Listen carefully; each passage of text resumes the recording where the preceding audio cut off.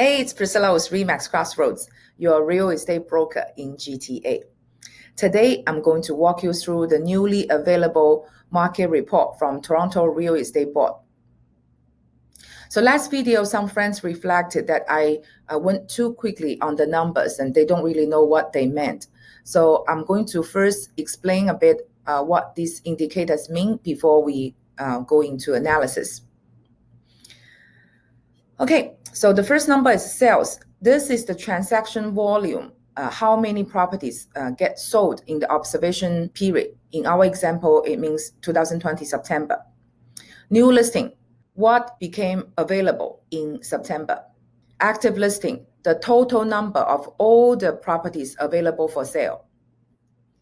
Average sold price, the actual sold price across all different property types. And then average days on market. How many days does it take for a property to be sold in this period? What I want to mention, starting from this video, I'm always going to use the whole GTA data instead of just City of Toronto. So this is overall trap data, which means in addition to City of Toronto, I will also include York Region, Durham, and Peel's data inside. So this is the overall GTA. I put August number here in a small chart so you can compare with last month. And all those percentage change here is a year-over-year comparison. It's over same period last year. Let's start the analysis. First, we can see that in terms of transaction, you can see the market is really active. The overall transaction volume is 42% up over last year. This remains consistent as August. New listing keep coming back to the market, more sellers coming back to the market than same period last year, but this number is much lower than, the trend is much lower than last month in August. Even though the absolute number 20,000 is higher than 18,500 in August, but you can see the trend dropped from 57% up to 31% up. So if we compare to these two numbers, the new listing joining in the market is more than last year. However, the speed is not as fast as the market that digests them.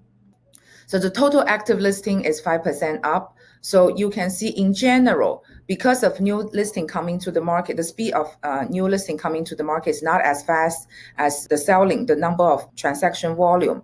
We can see this, the market still remain in a very strong seller's market, meaning the demand is still quite high, higher than supply. So you can see the inventory in August, it's 1.5 months inventory. This month is 1.6, pretty much the same, still very strong seller's market. Now, another indicator to reflect that we are in a strong seller's market is the average days on market. So last summer, you can see the average days on market is about 35 days. And this summer, it's only about 23 days. It's 1/3 shorter than last year.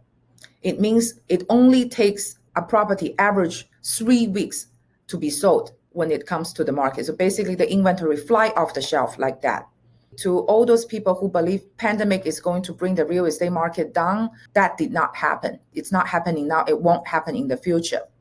As a matter of fact, my own prediction, my own forecast is that when the COVID-19 curve flat, someday the border reopens, when the deferred plan newcomers eventually arrive Canada in Toronto and the foreign students return to the school, when the downtown office reopen again, there are going to be a second wave of growth, right? Because the property price in Toronto is not driven by investor. It's all people's real accommodation needs.